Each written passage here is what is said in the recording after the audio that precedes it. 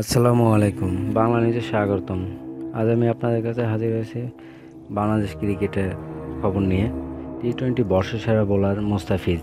ESPN cricket 2016 সালের টি-20 ফরম্যাটে বর্ষসেরা বোলার নির্বাচিত হয়েছেন কাটার মাস্টার খ্যাত Mostafizur Rahman.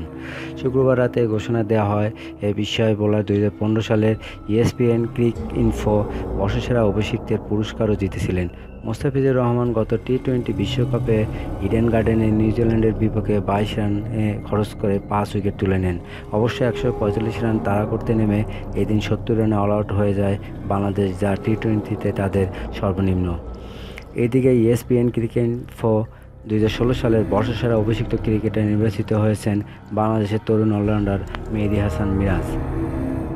ESPN cricket info 2016 সালের বর্ষসেরা অভিষিক্ত ক্রিকেটার নির্বাচিত হয়েছেন বাংলাদেশের তরুণ অলরাউন্ডার মেহেদী হাসান মিরাজ। শুক্রবার রাতে এ ঘোষণা দেওয়া হয়।